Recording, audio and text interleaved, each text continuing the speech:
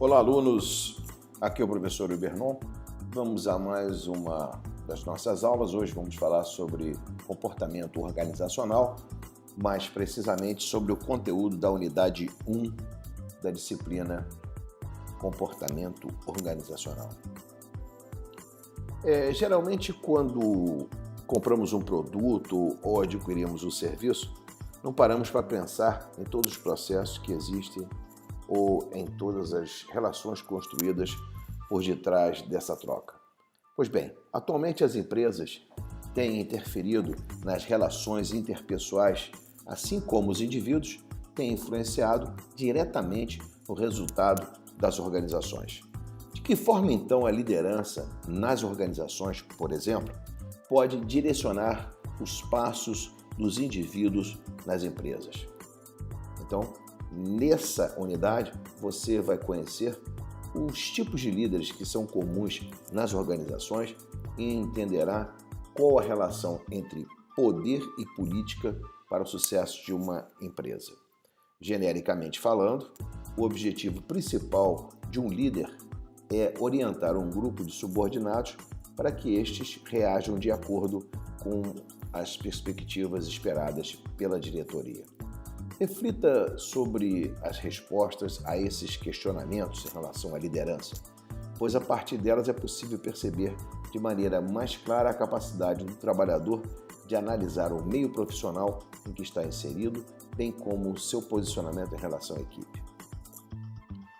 Em relação à liderança, por exemplo, podemos destacar que a liderança não diz respeito unicamente à capacidade de influenciar pessoas, mas de influenciar e moldar seu comportamento positivamente. Isso é que é importante na liderança.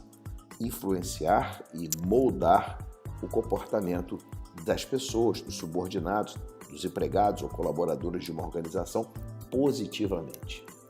Entenda também que a prerrogativa pode emergir de forma espontânea em um indivíduo ou ser aperfeiçoada pelo cargo que este ocupa dentro de uma organização. O que queremos dizer?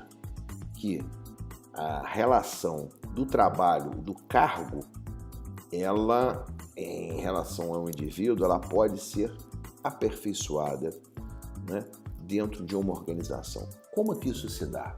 Vamos ver ao longo dessa nossa aula de resumo do conteúdo da unidade 1.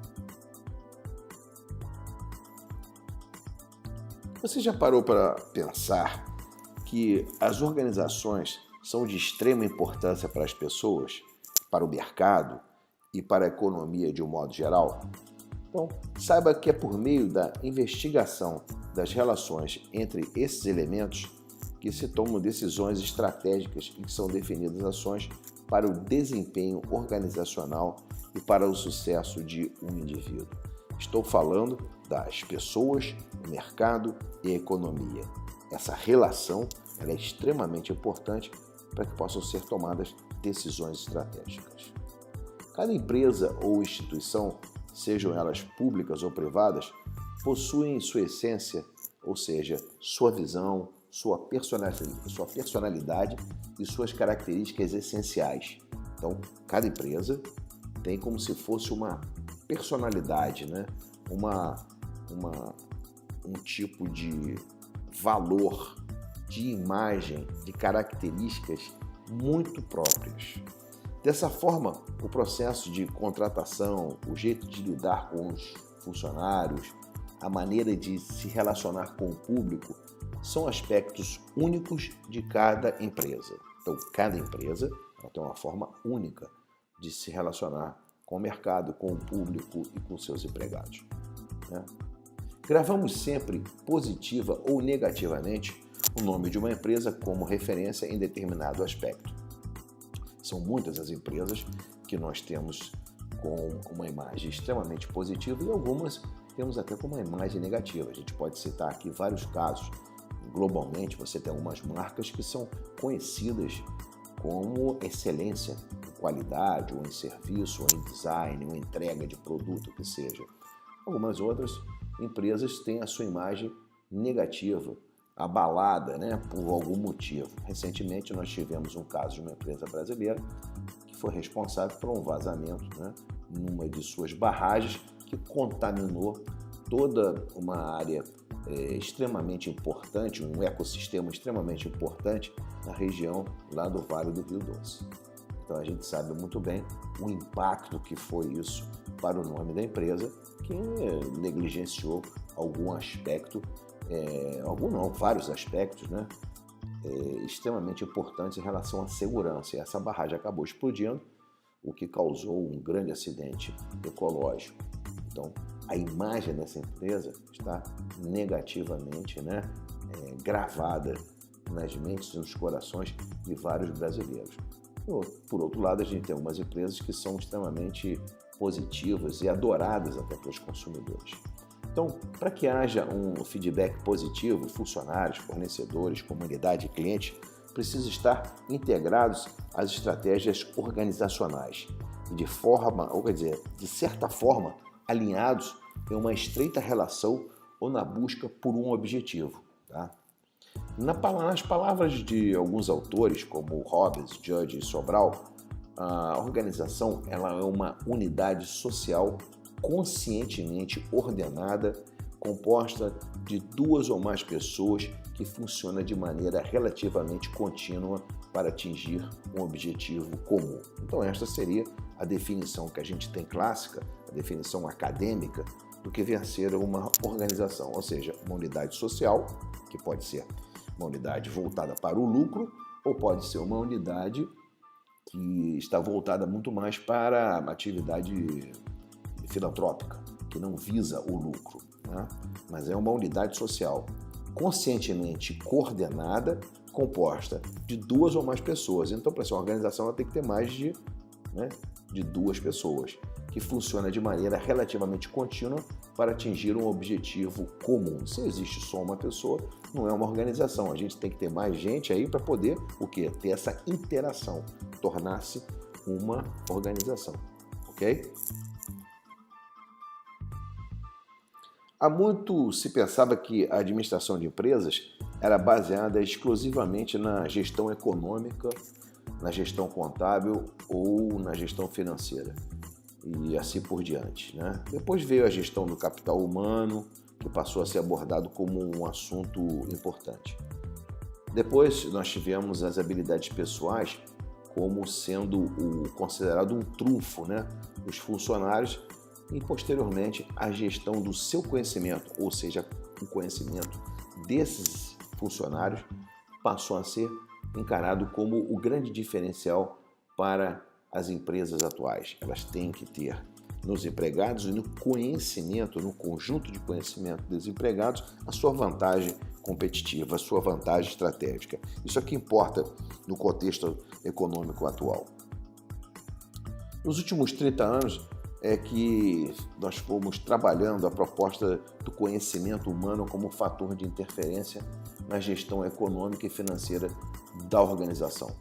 O ser humano tem habilidades pessoais e pode desenvolver e direcionar esse perfil para as áreas não mensuráveis da empresa, como a comunicação e a liderança. Ou seja, a gente tem aí um conjunto de competências, né, formado por habilidades, experiências, vivências, né, conhecimento, que devem ser direcionados para esse lado que a gente não consegue mensurar com muita precisão, ele é um pouco mais até subjetivo, como a comunicação e a liderança. Mas são aspectos extremamente importantes numa organização moderna. Então fique atento. Gerir pessoas é transmitir a elas aquilo que a empresa deseja, partindo do princípio que atualmente os funcionários também exigem um comportamento diferenciado, né? Isso passou a ser um grande desafio, né? Não é como era no passado. Hoje há necessidade de se ter esse comportamento diferenciado por parte tanto da empresa quanto dos empregados. Esse é o grande desafio de hoje. Não dá para se ter um comportamento organizacional comum, igual ao que era no passado. Esse é o grande desafio no momento, o desafio da inovação, da criatividade. Isso está tudo no bojo desse contexto do comportamento organizacional ou comportamento humano nas organizações. A conduta de um gestor, por exemplo, que tem habilidades interpessoais e consegue gerenciar pessoas, utilizando uma comunicação eficaz, traz resultados surpreendentes para a empresa, pois garante que os funcionários o tomem como exemplo e que seu nível de desempenho seja elevado. O que a gente está querendo dizer com isso? Não há como se ter uma empresa competitiva sem que a liderança, os gestores exerçam esse papel extremamente importante de desenvolver as habilidades interpessoais e gerenciar a equipe através de uma comunicação efetiva, né? E principalmente dando o exemplo, né? A gente já sabe que a melhor forma de educar é através do exemplo. Então não há como você ser um líder, ser um gerente, um diretor, ter um papel de liderança numa organização, se não for capaz de dar o exemplo, né? O exemplo é a melhor maneira que você tem de educar e desenvolver as pessoas, tanto no ambiente familiar, no ambiente acadêmico, como também no ambiente das organizações. E não é só nos resultados e na visibilidade que a empresa ganha em ter gestores com habilidades interpessoais. A relação entre os funcionários também passa a ser melhor, pois o reconhecimento é um dos itens de relevância para a gestão do conhecimento. O que a gente quer dizer então com isso? Que parte do comportamento humano nas organizações passa pela questão do reconhecimento. Então, as empresas que reconhecem as pessoas que têm um comportamento adequado, o desempenho esperado, elas têm uma força adicional em relação à competição. Porque todos nós trabalhamos não só pelo dinheiro, mas em grande parte pelo reconhecimento. Então, quando esses esforços das equipes que integram uma organização, esses esforços são reconhecidos pela direção, ou vamos dizer, pela liderança da empresa, essa organização como um todo, ela começa a ter uma vantagem competitiva, porque isso vai gerar o quê? Uma motivação maior. E o empregado motivado, ele produz mais. Produzindo mais, ele é capaz de produzir melhor do que a concorrência. Então, essa questão do reconhecimento, ela é vital hoje. Ela é de alta relevância, né? Nessa gestão aí do conhecimento. Esse conhecimento que vamos dizer assim, composto por todo o conjunto de pessoas com as suas expertises, com as suas competências, com as suas habilidades, com as suas experiências.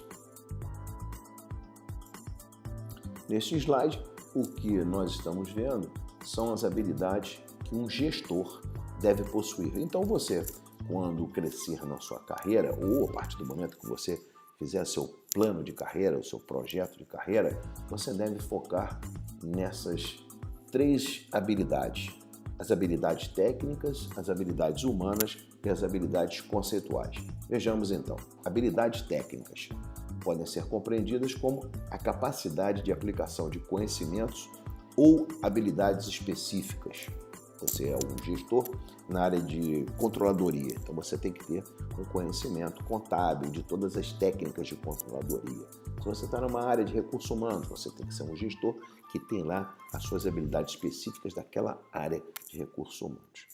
Vejamos então as habilidades humanas. Elas podem ser entendidas como a capacidade de trabalhar com outras pessoas, compreendendo as informações e motivando-as tanto individualmente como em grupos. Habilidade essencial para um gestor. Eu diria até que se tivéssemos que classificar qual a mais importante das 3, ainda nem vimos ainda a conceitual, eu acho que a questão da habilidade humana, ou as habilidades humanas, ela é imprescindível na empresa moderna. Talvez no passado houvesse uma valorização maior dessas habilidades técnicas, mas hoje, sem dúvida alguma, a questão dessas habilidades humanas, essa capacidade de trabalhar com outras pessoas, compreender as informações, motivar as pessoas, tanto individualmente como em grupos, é essencial numa empresa moderna que busca alta competitividade, né? Vejamos então as habilidades conceituais. Elas podem ser entendidas como uma capacidade cognitiva para analisar informações e diagnosticar situações complexas. Ou seja, é uma habilidade extremamente importante também. Ou seja, é a sua capacidade ou a capacidade do gestor de utilizar a inteligência, né, para analisar informações e desenvolver ou identificar qual o diagnóstico para resolver aquele problema ou aquela situação complexa, né? Isso exige, não quero dizer que a pessoa tem que ser inteligente por natureza, nós temos quase todos aí que estamos cursando uma universidade um nível de inteligência igual, né? O homem tem uma capacidade cognitiva que eu diria para vocês que é uma questão de você desenvolver, né?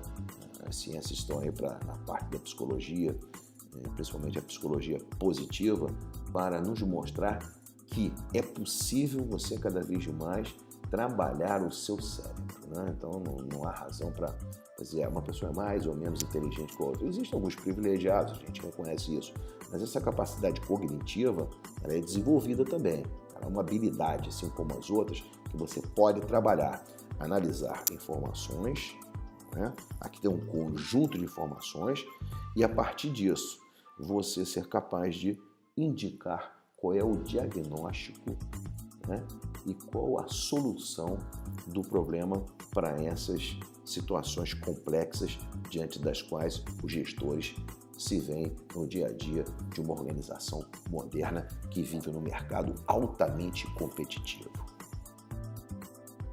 Bom, nesse slide nós temos uma relação das atividades básicas, né, que os gestores devem realizar no dia a dia. Primeiro, ele tem que se dedicar à gestão tradicional. Depois, um ponto muito importante é a gestão dos recursos humanos. Está ligado lá com aquelas habilidades humanas que nós vimos, né? Um outro ponto em que ele deve também focar na questão da comunicação e, por último, a questão do networking. Vejamos cada uma delas. Gestão tradicional. O que a gente quer dizer com essa gestão tradicional? Atividades de controle, decisão, a gestão em fato, o que a gente pode chamar de gerenciamento, né, mais clássico, no sentido, ou gerenciamento geral que a gente vai encontrar em alguns livros, ou seja, aquelas atividades do chefe, vamos dizer assim, de controle, tomada de decisão, análise de algumas coisas. Vamos lá, a gestão de recursos humanos. Bom, a gestão de recursos humanos é cuidar do desenvolvimento do pessoal por meio de treinamento, contratação, motivação e principalmente resolução de conflitos. Uma coisa que às vezes os gestores não gostam de se envolver, mas é obrigação de um gestor resolver os conflitos dentro da equipe, porque esses conflitos, o conflito ele é até às vezes saudável dentro de um nível de educação, né? A gente tem que tirar a energia desses conflitos para até estimular um processo criativo. Mas os conflitos não podem passar de um determinado ponto, porque senão, se essas coisas ficarem mal resolvidas entre os membros da equipe, nós teremos problemas em termos de performance, né? Você tem aquele elo que constitui o trabalho em equipe, ele começa a se tornar mais frágil. Na medida que esse elo se rompe, você tem uma situação muito preocupante. Então é parte do trabalho do gestor observar isso. Desenvolver seu pessoal através de treinamento, contratar os melhores dentro daquele perfil do cargo, né? Ele tem uma descrição de cargo, ele tem que buscar o melhor. Motivar a equipe e resolver conflitos. A gente tem também a questão da comunicação. O que é isso? Exposição transparente das informações rotineiras. Ele tem que ser capaz de expor de maneira transparente quais são as informações rotineiras dos processos, o que se espera da equipe, as metas, os objetivos, para onde a equipe está indo, para onde a empresa deve ir, né? Esse aspecto é muito importante, comunicar os processos, as mudanças, né? Então, aquele gestor que é capaz de criar um ambiente onde a comunicação flui, a informação flui de maneira rápida e transparente, ele acaba criando um bom clima, né? Ele acaba criando um corpo mais, como eu posso dizer assim, um corpo mais forte, um elo mais forte entre a equipe, os empregados e as metas organizacionais. Isso aqui é importante. A comunicação tem, esse processo de comunicação, ele tem essa importância. Direcionar a equipe para os pontos, para os objetivos que estão traçados pela alta direção, daqueles aspectos táticos e estratégicos e mesmo operacionais que são importantes, certo? O outro ponto é o networking. O gestor, ele tem que saber fazer esse networking, ou seja, integração, socialização com as pessoas, com os departamentos, é o que a gente pode chamar de postura política. Uma postura, até eu diria, mais do que política, uma postura diplomática. Político no sentido de ser um diplomata, estabelecer uma rede de relações pessoais, envolvendo inclusive departamentos, etc., as áreas da empresa e externas à empresa. Um gestor, ele tem que ter isso. Quanto mais alto o nível desse gestor na escala hierárquica, melhor ele tem que saber fazer essa questão do networking, ok? Seguindo. Bom, o que temos aqui é a questão do comportamento organizacional. Vamos tentar entender isso? Bom, o comportamento organizacional estuda basicamente 3 fatores cruciais para a existência de uma empresa: o indivíduo, os grupos e a estrutura, visando a compreensão do todo e a criação de maneiras para otimizar seu desempenho, ou seja, o desempenho da organização. Lembre-se que, dependendo da conduta dos indivíduos que compõem essa organização, uma organização pode ter resultados surpreendentes ou ser levada à falência. Bom, o que temos aqui nesse slide?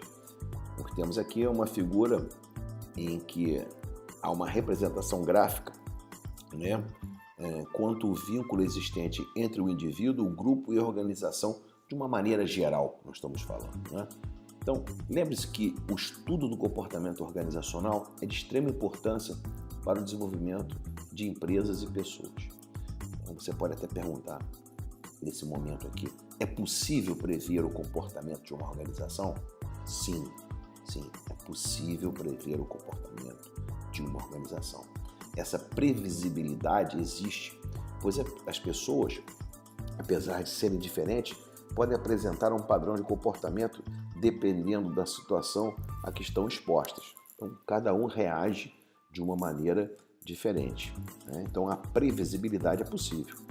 Além disso, o estudo sistemático do comportamento organizacional, atrelado às evidências das ações, leva-nos a detectar tendências nos comportamentos dos grupos, né? Para auxiliar nessa delimitação de padrões e tendências, temos ciências como a psicologia, a sociologia e a antropologia. A psicologia social, por exemplo, estuda a influência de um indivíduo sobre o outro, enquanto que a sociologia estuda as pessoas nos ambientes em que vivem. Já a antropologia busca compreender o comportamento do indivíduo imerso em uma cultura específica, certo?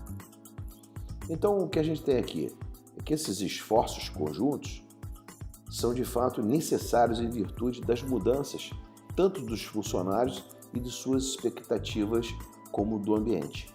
As empresas precisam, a todo tempo, estudar tudo que pode influenciar nos resultados organizacionais.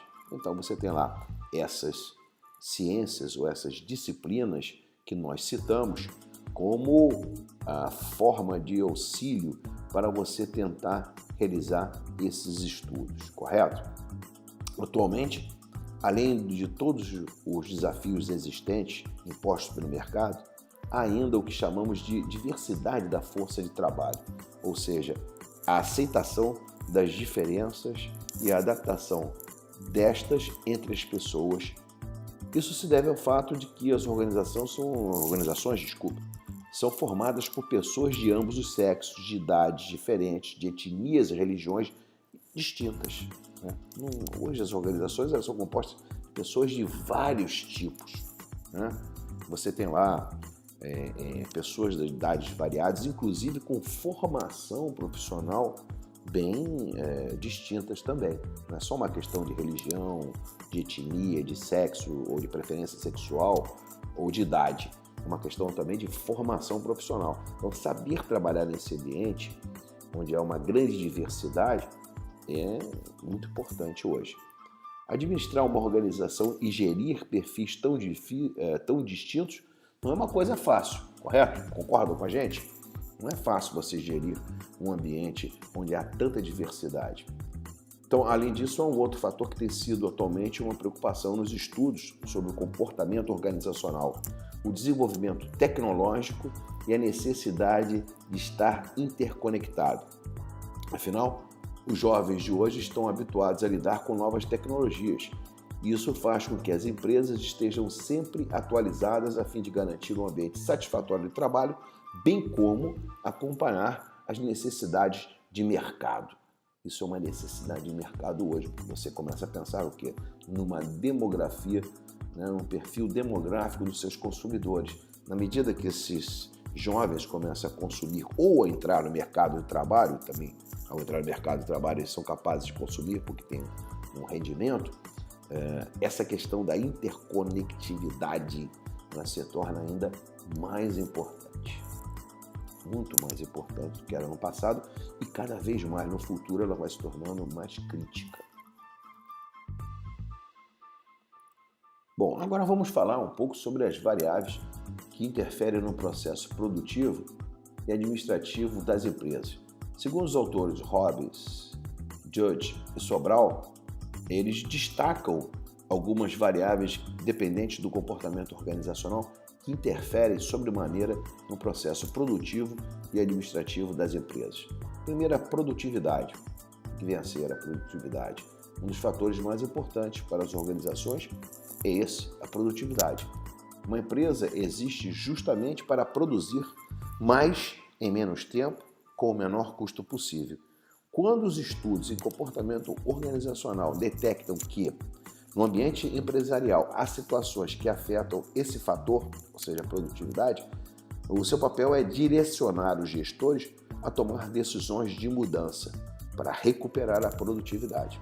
Existem alguns itens que podem afetar essa produtividade, tais como motivação dos funcionários, mudanças estratégicas internas, mudanças ambientais, entre outros fatores. Dessa forma, o estudo em comportamento organizacional focaliza também seus esforços em conseguir fazer com que a empresa atinja sua eficiência e sua eficácia. Absenteísmo. O que vem a ser absenteísmo?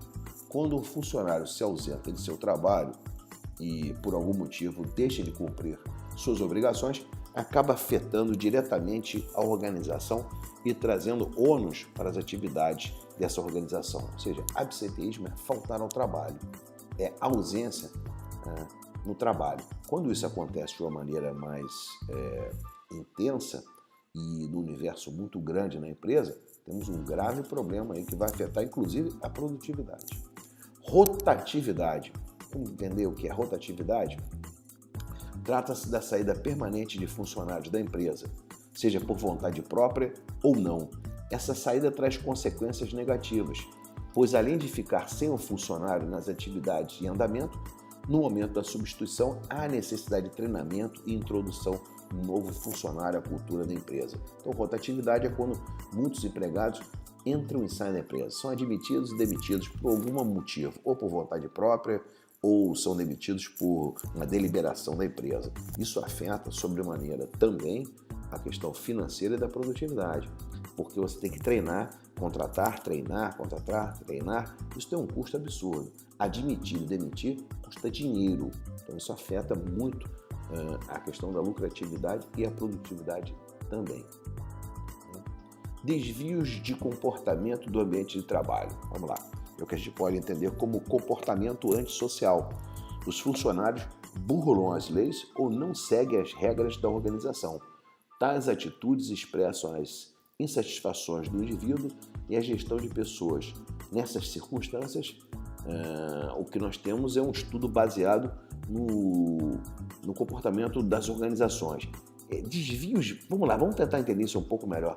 Desvios de comportamento do ambiente de trabalho é uma coisa extremamente grave. O famoso comportamento antissocial, mas também pode ser o comportamento aí, vamos dizer assim, antiético, né? Então, quando os empregados não cumprem a legislação ou as regras de conduta da organização, isso tem consequências extremamente nocivas para a empresa, para a organização como um todo. Haja vista os casos que estamos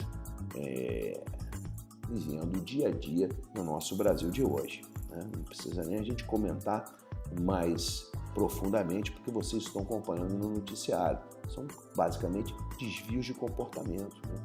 Isso é uma coisa muito séria. Um outro comportamento da cidadania organizacional é o comportamento discricionário, que não faz parte das exigências funcionais de um cargo, mas que ajuda a promover o funcionamento eficaz da organização. Uma definição dos nossos autores Hobbes, Judge e Sobral. O que isso vem a ser, então? É aquele comportamento que não está na regra, que não está escrito, mas que contribui para o todo, para a cidadania. Então é o trabalho comunitário, são os programas comunitários, né? Os trabalhos de apoio filantrópico, coisas nesse sentido dessa organização que tem uma responsabilidade social e que parte dos empregados, né? Parte dos empregados muitas vezes, numa organização, esses empregados são estimulados a ter essa participação em termos de cidadania. Isso é muito importante para a empresa, para a imagem da empresa, para que ela possa até contribuir para aquela comunidade onde ela está inserida. Satisfação no trabalho é a união de sentimentos que o indivíduo possui com relação ao seu trabalho. Esse item está diretamente ligado ao desempenho do funcionário e, consequentemente, à produtividade da organização. Sem satisfação no trabalho, não há motivação. Com a baixa motivação, você tem todos esses problemas de absenteísmo, rotatividade, desvios de comportamento. Então, a satisfação no trabalho é importantíssima, né? Como em outros itens da nossa vida. Então, entender o motivo pelo qual as empresas são afetadas positiva ou negativamente pelos indivíduos e como estes indivíduos são também afetados pelo ambiente que estão inseridos é o que estimula as pesquisas na área de comportamento organizacional. Bom, vamos falar agora sobre os sistemas organizacionais. Você sabe o motivo pelo qual as organizações precisam estar alinhadas e estruturadas, seja qual for o seu ramo de atuação?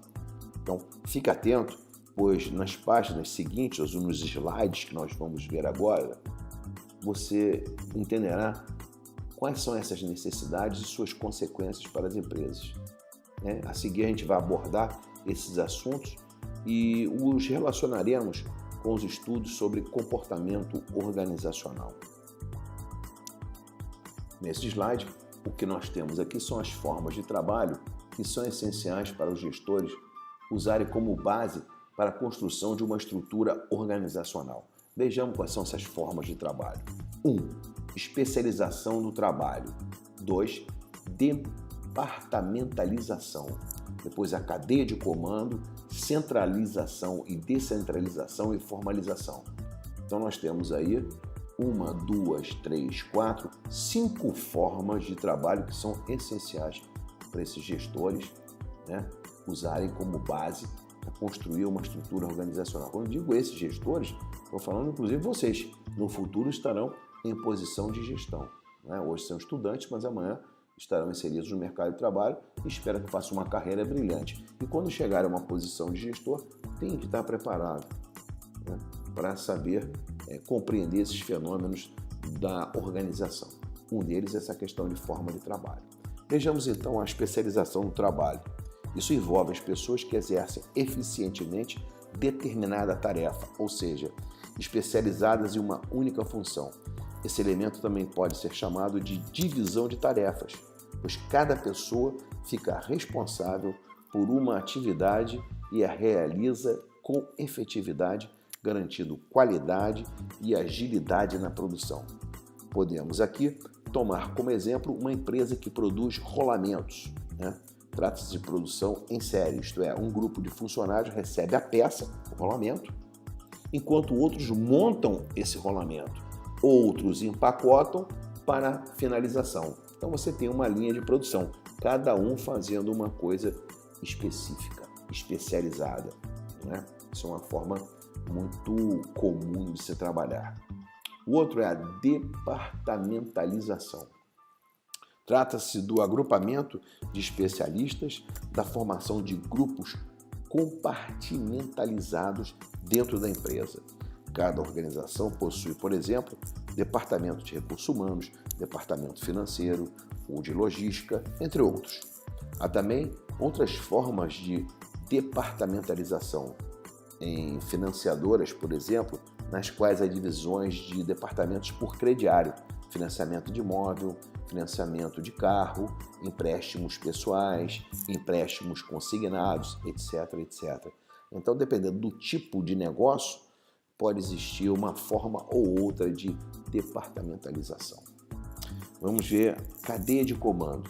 Nas organizações, sempre há uma hierarquia, ou seja, pessoas ocupando cargos de gestão ou diretoria, cargos superiores para os quais os funcionários devem reportar suas dúvidas e apontamentos. Para eles é que você, quando é um empregado, você reporta ao seu chefe. O que você reporta? Tudo que você tem de dúvida e aquilo que você produziu. Então, saiba, portanto, que essa cadeia de comando tem um sentido de montar uma estrutura de responsáveis e que tal definição acontece do cargo mais alto até o mais baixo. Há também o que chamamos de unidade de comando, na qual cada pessoa possui apenas um superior a quem reportar, no intuito de evitar conflitos e dificuldades de realização das atividades. Esse é um modelo muito utilizado, contudo, em empresas mais tradicionais. Afinal, nos dias de hoje, com a quantidade de informações e facilidade de acesso entre os funcionários, essa regra pode tornar-se obsoleta. O que a gente está querendo dizer aqui? Que essa forma de cadeia de comando mais tradicional, em que um empregado reporta diretamente para um único superior, ela está um pouco obsoleta. Existe aquilo que a gente chama de reporte técnico, muitas vezes, em que o empregado ele pode se reportar a mais de um chefe, dependendo da atividade. Isso acontece muito nas empresas modernas. Se você olhar os organogramas, são aqueles organogramas chamados em inglês de dotted line, onde existe aquela linha pontilhada. Então, uma caixinha que está ligada a um ou mais superiores por uma linha pontilhada, não uma linha cheia, preenchida. Aquela linha pontilhada significa que o reporte ou a subordinação ela é técnica. Isso acontece muito na organização moderna. Em tese, a gente tem o quê? O número de gestores para atender a cadeia de comando é alto. Às vezes, quando você tem esse tipo de empresa mais hierarquizada, uma vez que essa estrutura prioriza menos funcionários para cada gestor. De qualquer forma, as empresas atuais têm investido bastante em treinamentos para que os seus funcionários possam desenvolver as tarefas cada vez mais sem o auxílio de um gestor, tornando os empregados mais independentes e autônomos. Esse é o desenho organizacional do futuro. Cada vez menos níveis hierárquicos, uma cadeia de comando mais achatada, não muito extensa, porque a empresa precisa de agilidade. Para tal, os empregados têm que ser bem treinados para desenvolver essas tarefas de maneira autônoma, sem estar com aquela necessidade do gestor o tempo todo checando, rechecando o que está sendo produzido. O empregado ele vai se reportar de uma maneira muito mais moderna. Ele produz e de tempos em tempos ele faz uma prestação de contas ao seu superior. Então essa estrutura de comando está sendo cada vez mais achatada, com menos níveis hierárquicos. Então, dependendo das empresas, os níveis são mínimos hoje. As empresas modernas de alta tecnologia já trabalham com esse desenho organizacional. Centralização e descentralização. O modelo de empresa que adota a centralização tende a ser mais tradicional e possui um sistema organizacional no qual o poder fica concentrado em uma única área da organização. Nesse perfil, os gestores simplesmente tomam suas decisões enquanto os subordinados devem executá-las. Modelo clássico. Alguém manda e o outro obedece. Correto? Esse é o modelo mais clássico. Já o modelo de descentralização adotado por outras empresas indica que as decisões são apresentadas aos responsáveis pelos níveis mais baixos para que estas cheguem na forma de consulta aos funcionários que executam as tarefas. A descentralização parte do pressuposto e que, se consultados, os funcionários sentem-se mais valorizados e as decisões são tomadas mais rapidamente, mesclando as experiências gerenciais com as de produção. Ou seja, quanto menos centralização na tomada de decisão, mais ágil vai ser a empresa, né? Então, tem empresas que necessitam de ter uma estrutura organizacional descentralizada para serem competitivas no mercado. Outras ainda mantêm a sua estrutura mais centralizada, onde as coisas sempre têm que passar pelo gestor, né, que concentra um pouco mais de poder, mais de controle. Isso aí depende muito do mercado, né, em que as empresas estão inseridas. Isso o mercado determina muito essa forma de centralização ou descentralização. Os bancos, por exemplo, eles têm um pouco mais de centralização, porque você lida com informação e com volumes de dinheiro um pouco mais críticos, então você tem que ter uma cadeia de reporte mais centralizada. Enquanto você está numa empresa mais moderna, de produção de tecnologia ou mesmo de vendas, a questão da descentralização é importante para ela ter uma dinâmica e ser competitiva. Vamos agora falar sobre a formalização. Então, uma organização que escolhe o modelo de formalização busca fazer com que os funcionários desenvolvam suas atividades de maneira padronizada, ou seja, sempre da mesma forma, baseado em regras e ordens estabelecidas. Nesse modelo, não há intervenção do funcionário como sugestões ou propostas de alterações nos processos. Dentro de uma mesma empresa, é comum também que os gestores optem pela formalização em algumas funções, enquanto incentivam um trabalho menos padronizado em outras. Vamos tentar entender isso? Uma fábrica, por exemplo, uma fábrica de computadores, ela precisa ter o quê? Um trabalho muito formalizado. Por quê? A necessidade de padrões operacionais. Lá na linha de produção do computador, então, tem que ter uma formalização, com muita especialização, às vezes até com centralização, com uma cadeia de comando bem rígida, correto? Com departamentalização. Mas, por exemplo, no setor de design e desenvolvimento dessa mesma empresa de computador, a questão às vezes da formalização e da centralização ou descentralização, ela já é vista de uma maneira diferente. É até necessário que haja uma informalidade nesses processos, porque você está lidando com uma parte mais criativa. Então, dependendo até mesmo da área dentro de uma organização, essa questão da formalização ela pode ser mais ou menos rígida. Vamos falar agora sobre estruturas organizacionais. Então, após a escolha da forma de trabalho para a estruturação da organização, a gente vai ver a seguir e entender alguns tipos de estruturas, né? Vamos lá, você tem a estrutura simples ou linear, onde há um baixo grau de departamentalização, grande amplitude de controle, autoridade centralizada e pouca formalização. A estrutura burocrática ou funcional, onde há uma elevada especialização e formalização, grande grade de departamentalização, se você olhar tem vários departamentos no organograma, autoridade centralizada, amplitude de controle reduzido no estilo da cadeia de comando, ok? E estrutura matricial ou por projeto, onde há uma dupla linha de autoridade, alto grau de departamentalização funcional por produto. Neste slide, o que nós temos são os desenhos organizacionais das estruturas mais tradicionais que a gente pode encontrar. Vejamos, a primeira que está no topo é a estrutura linear ou simples. Repare que a estrutura simples se preocupa em centralizar mais as informações e usa pouca formalização. Podemos observar ainda que esse é o perfil das empresas de pequeno porte, pois conforme vão crescendo, há uma necessidade maior de ampliar a disseminação das informações, bem como de dar mais abertura a todos os gestores para as tomadas de decisões. Depois, o que nós temos aqui é a estrutura funcional ou burocrática, né?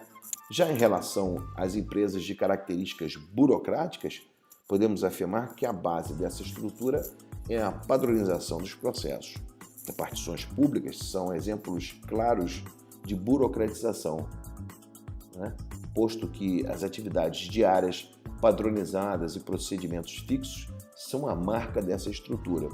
Nesses lugares, as ações são realizadas de acordo com normas e leis pré-estabelecidas, não havendo margem de flexibilização. As empresas de estrutura burocrática são divididas em departamentos e, apesar de nutrirmos a ideia de que a burocratização desacelera o trabalho e traz dificuldades, é importante destacar que há sim vantagens nessa estrutura. A capacidade de realizar tarefas de forma especializada, padronizada e eficiente traz às organizações economia de tempo e dinheiro. Então, a questão da estrutura funcional ou burocrática, ela tem uma certa importância. Dependendo do tipo, da natureza da organização, há necessidade de se ter uma estrutura dessa forma, né? O governo, por exemplo, você tem que ter uma certa burocracia. Tá certo que às vezes há um exagero muito grande, mas você tem que trabalhar a partir de normas, né? Para que você possa ter um atendimento igualitário, todos sejam atendidos daquela mesma maneira, já que é o Estado que está prestando o atendimento, então ele tem que ser igual para todos.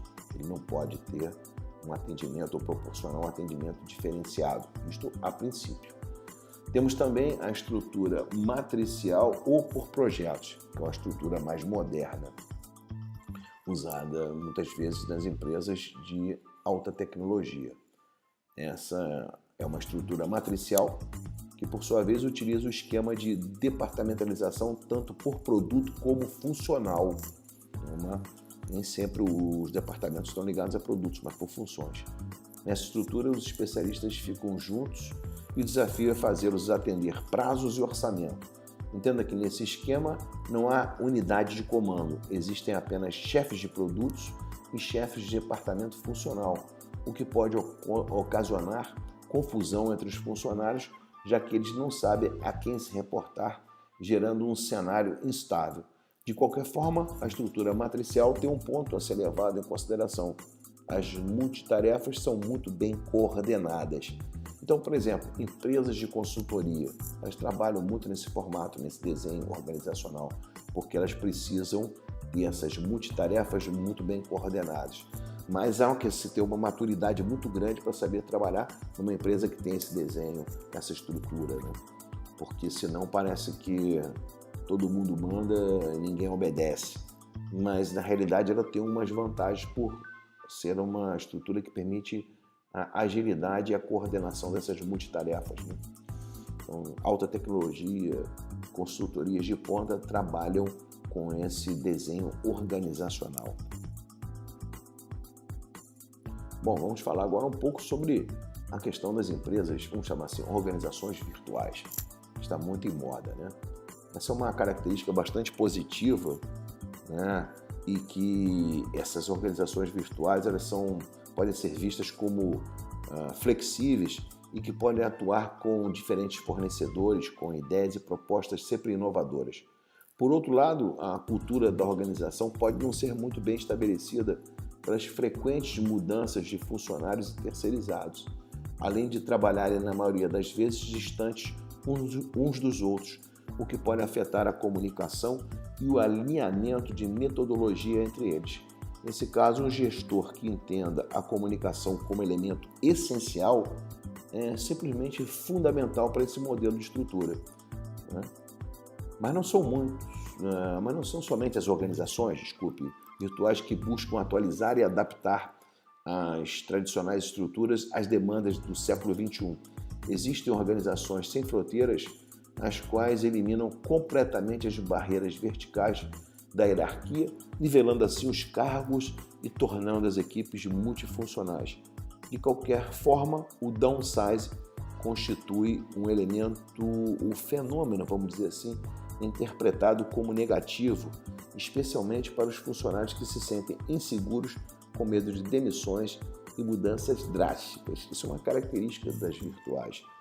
das organizações que trabalham com esse tipo de estrutura, né? Elas estão sempre fazendo um downsize. Isso cria uma certa ansiedade, uma insegurança muito grande, porque elas estão sempre suscetíveis a mudanças drásticas. Então, os empregados sentem-se muito seguros. É importante a gente dizer que a organização adote algumas medidas de precaução e utilize estratégias para enfrentar essa decisão, né, de se tornar virtual. Ela deve realizar investimentos em práticas de trabalho, desenvolver excelentemente a comunicação interna e explicar a necessidade desse mecanismo. São exemplos de medidas que fazem com que os funcionários se sintam parte integrante do processo. Ou seja, comunicação, comunicação e comunicação. É uma organização que exige um fluxo da informação muito dinâmico e vamos dizer assim, uma transparência nessa comunicação total, para que os empregados sintam-se mais confiantes, estáveis e consigam entender o que está acontecendo nessa dinâmica tão acelerada, né, que uma estrutura virtual tem por característica. Então, observamos desse modo que a organização deve procurar a melhor estrutura para a sua missão, sua visão de futuro e seu posicionamento no mercado. Algumas necessitam ser burocráticas, enquanto que outras optam pelo perfil virtual. A estruturação dependerá, acima de tudo, das estratégias empregadas, do tamanho da organização, dos recursos disponíveis e do ambiente político-econômico em que a empresa está inserida. Então, cada uma deverá descobrir qual a melhor estrutura, qual o melhor desenho organizacional, aquele que se adequa ao ambiente onde ela está inserida, ao mercado onde ela funciona, né? Isso é muito importante. Umas têm que ser um pouco mais burocráticas e tradicionais e outras podem optar por esse perfil moderno e a gente chama de virtual, onde a gente tem várias consultorias, fábricas que trabalham, que têm escritórios do mundo inteiro, empresas muito globalizadas, as agências de comunicação, não é isso? Alguns tipos de revendas, elas trabalham com essa estrutura virtual porque precisam de ser muito dinâmicas e multitarefas. Bom, vamos falar agora sobre a liderança nas organizações. A liderança efetivamente é o nome que se dá ao processo de influência que uma pessoa exerce sobre a outra, em que por meio da persuasão a incentiva a desenvolver um trabalho ou uma atividade de maneira eficaz, com satisfação em prol de um objetivo comum. Você conseguiria descrever com 4 adjetivos o melhor chefe em toda a sua trajetória de trabalho? Falando agora do pior líder com quem você já teve contato, é possível elencar 4 adjetivos que definam a postura dele em relação à sua equipe? Então pense no melhor chefe e no pior chefe. E pense nessa postura do melhor e do pior. Faça lá uma listinha mental de como era o comportamento desse chefe que foi aquele que você teve como o melhor na sua vida e do pior. Bom, se você conseguiu formular mais rápido os 4 adjetivos negativos, isso aponta como o desempenho ruim de um líder fica vivo em nossa memória, mesmo quando há outras experiências positivas no decorrer de todo o caminho profissional. A gente está querendo dizer que o comportamento negativo de um chefe, ele impacta muito mais na sua experiência profissional do que aquele bom chefe, né? Então é possível que você tenha rapidamente elencado os adjetivos pejorativos, aqueles que são negativos, em vez dos positivos. Se para você foi mais rápido recordar os adjetivos do bom chefe, faça-se a seguinte pergunta: quais ações ele tomava para motivar sua equipe, né? No próximo slide, nós veremos os tipos de lideranças e as respostas das equipes aos formatos distintos de liderança. De acordo com o Max Weber, existem 3 tipos de liderança: a tradicional, que acontece por meio das tradições e dos costumes de uma comunidade. Por isso, os mais velhos são referências, constituindo-se numa forma de liderança por hereditariedade. A outra é a carismática, que, como o nome já diz, está ligada ao carisma da personalidade do líder. E a última, vamos dizer, a racional legal, baseada exclusivamente na formalidade da liderança, da lei e da justiça. A partir do século XX, no entanto, novas modalidades de emprego em relações de trabalho trouxeram uma série de novas modalidades de líderes. A seguir, a gente vai elencar alguns desses líderes, utilizando como exemplos executivos famosos que se encaixem em cada um desses perfis.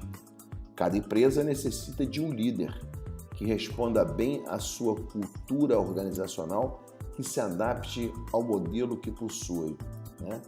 De maneira franca, um planejamento estratégico que seja condizente com a proposta de trabalho a ser exercida determina o tipo de liderança. Até o final do século XIX, ainda sob a ótica da Revolução Industrial, o projeto mais comum de liderança era o apoiado no resultado em larga escala, ou seja, um bom líder era medido pela gama de produtos feitos no menor espaço de tempo. Nascia então, através do chamado Fordismo, um tipo de líder focado mais no resultado imediato do que no processo de desenvolvimento e inovação. Correto? Mas com o passar do tempo, isso foi se modificando e nós tivemos vários tipos de liderança. Passamos a ter o que a gente pode chamar de o tipo da liderança do comandante. Você tem na história vários, é aquele líder forte, aquele líder que determina realmente os rumos, da empresa. Você tem o tipo sociável, aquele líder que sabe transitar muito bem dentro da organização. No nosso e-book você vai ver que é mencionado lá uma figura muito popular no Brasil como líder sociável, que conduz as suas organizações, que são várias, que ele comanda, que é o Silvio Santos. Ele é tido como um líder sociável. Você tem lá o líder visionário, aquele que é capaz de determinar os rumos e com bastante antecedência para onde a empresa vai, para onde o mercado vai. São líderes extremamente importantes. Você tem outro tipo que é o líder democrático, aquele líder que ouve bastante a sua equipe. Ele é um pouco diferente do líder comandante. O comandante ele determina, Já o democrático ele é capaz de ouvir bastante a equipe. Você tem lideranças, inclusive no mundo político, que tem essa capacidade, de ser um líder democrático, de ouvir a equipe. Esse é um líder muito importante porque ele estimula a participação, e o crescimento das pessoas através do envolvimento. Você tem aquele líder que é o treinador, aquele que dedica o tempo todo dele a ensinar e desenvolver as pessoas. Geralmente é um líder que está envolvido numa organização que precisa de muito conhecimento técnico, Ele é um estimulador das pessoas, Ou empresas que têm um alto emprego, vamos dizer assim, um uso intenso de recursos humanos, empresas que precisam de muitos recursos humanos, eles precisam muitas vezes ter um líder que seja treinador. Uma fábrica, por exemplo, Você tem que ter um líder que invista muito na questão do treinamento. E você tem um líder acelerador, é aquele que bota o pé no acelerador em que as coisas têm que andar rapidamente, Então você tem aqui alguns tipos de liderança e aconselho que vocês façam uma leitura dessa parte no e-book para mais atentamente identificarem os líderes que estão aí à frente de várias organizações. O material vai mencionar, eu vou deixar para que vocês estudem com um pouco mais de cuidado esse ponto aqui em relação aos exemplos de vários líderes que temos à frente ou estivemos à frente de organizações emblemáticas que podem ser classificados. Dê uma olhada no e-book. Vamos falar agora sobre modelos comportamentais. Como lidar com as diferentes esferas de trabalho e as dificuldades encontradas no dia a dia, os líderes precisam se adaptar à realidade que os cerca.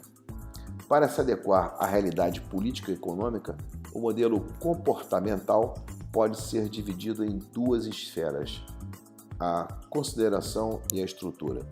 Essa via de mão dupla é importante para elevar a participação dos funcionários nas decisões e o poder de mediar de maneira mais clara as demandas externas e internas dentro da empresa. Com relação à dimensão estrutural, ressalta-se o importante papel do líder no que diz respeito a delegar funções a si e aos funcionários. Os direitos e deveres estipulados são importantes para que o gestor tenha condição previamente acordada para cobrar e guiar seus funcionários de maneira planejada.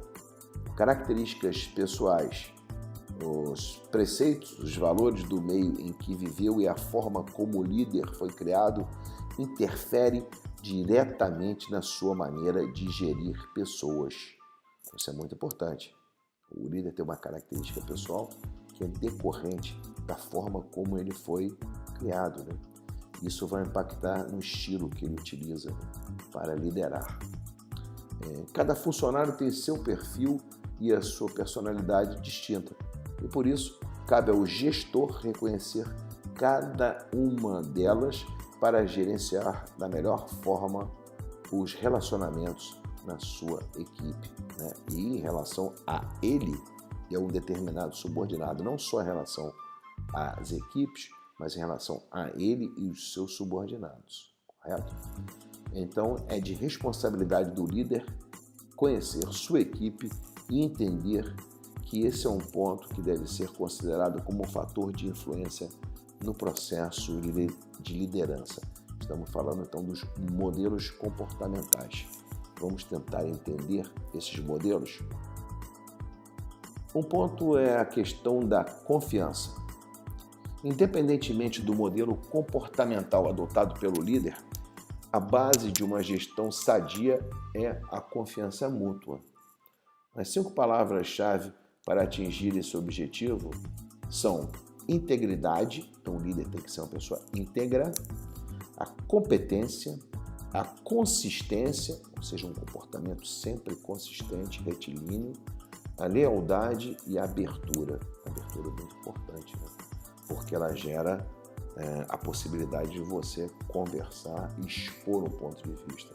Se não há abertura, você tem uma barreira com a sua equipe ou com um determinado empregado da equipe. A confiança mútua dentro de uma estrutura organizacional, no entanto, pode ser dividida em 3 tipos: apoiada na intimidação, no conhecimento e na identificação. Vamos analisar cada uma delas de maneira um pouquinho mais detalhada, né? Vejamos lá, vamos lá. A intimidação, nesse slide, né? A gente tem aqui a intimidação, conhecimento e identificação. Intimidação. Esse modelo, apoiado na opressão, é um dos mais conhecidos e mais disseminados em diferentes períodos da história da humanidade. Nesse caso, a confiança é imposta através de represálias. Em qualquer tipo de quebra nas expectativas do líder, resulta em punição do trabalhador. Esse modelo é, na verdade, um exemplo de como mudou o perfil do líder com o passar do tempo, concordam? Sendo hoje pouco incentivado dentro das empresas. Ele existe, mas ele é muito pouco incentivado. É um modelo que não provoca um ambiente saudável, não provoca um ambiente propício à produtividade. Então, ele já não é um modelo que é bem visto hoje. Porém, muitos relacionamentos entre chefes e subordinados podem começar com a intimidação. Exemplo, em uma entrevista de trabalho, você já omitiu alguma informação com medo de não ser contratado, não é mesmo? Isso é uma questão de intimidação. Você fica intimidado e omite. Você não tem, assim, confiança para abrir alguma questão porque você se sente intimidado. A resposta a essa pergunta aponta para a existência, mesmo que sutil, desse modelo de relação chefe-funcionário. Conhecimento. Nesse modelo, a confiança ela é fixada após as duas partes terem ciência do outro.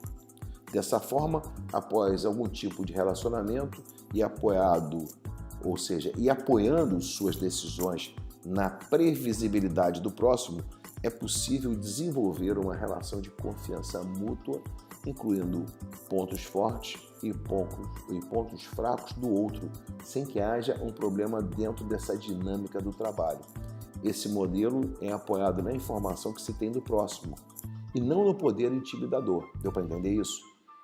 Eu abro um pouco, né, as minhas características para o meu subordinado, para a minha equipe. E espero que eles também abram essas características. Você vai construindo isso ao longo do tempo, você vai tendo um conhecimento maior, né? Você permite com que as pessoas da sua equipe saibam quais são os seus pontos fortes e aqueles que não são tão assim os seus pontos tão fortes, né? E você também espera que as pessoas lhe mostrem isso. Então, através desse conhecimento, você consegue criar um elo mais estreito com a sua equipe.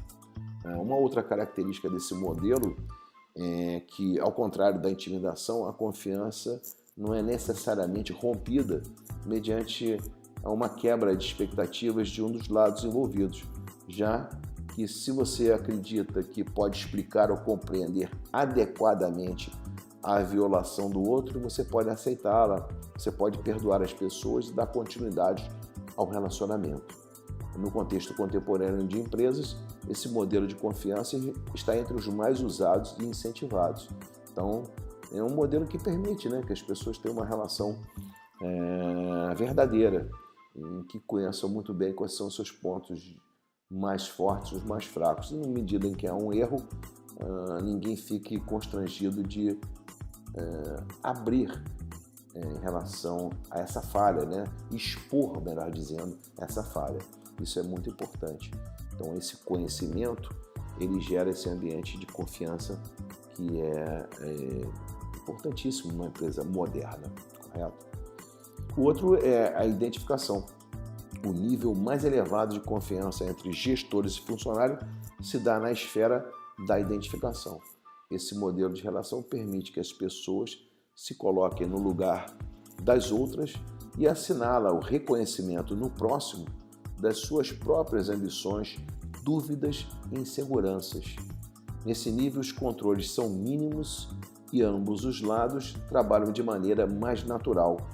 Dentro do âmbito empresarial, esse formato de confiança acontece quando há um reconhecimento mútuo de talento e habilidade, o que pode vir com muitos anos de convivência ou quando as partes, de alguma maneira, são conhecidas publicamente, quando elas se revelam.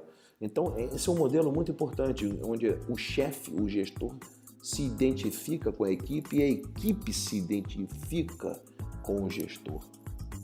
Isso gera um nível de confiança elevado, um nível de reconhecimento mútuo de talento e habilidade. Através da identificação, você olha para o gestor e diz, isso aqui é realmente uma pessoa que eu admiro, porque eu me identifico com alguns dos valores, com algumas das competências, com algumas das habilidades que ele demonstra. E o chefe, o gestor, muitas vezes não, ele faz isso também em relação à equipe. Às vezes ele consegue identificar lá num iniciante, num estagiário, num trainee, aquele jovem profissional que ele foi no passado. Então, essa identificação, ela cria um elo muito vigoroso e duradouro, extremamente positivo para que o ambiente de trabalho seja o mais saudável. Sendo saudável, ele é produtivo, ele é motivador. Sendo motivador, ele é eficaz. O ambiente promove a eficácia e eficiência, então há um ganho do todo, né, em relação, quando é uma empresa capitalista, em busca do lucro, quando não é, em busca da eficiência ou da eficácia, né? Então essa questão da identificação do gestor com a sua equipe é imprescindível.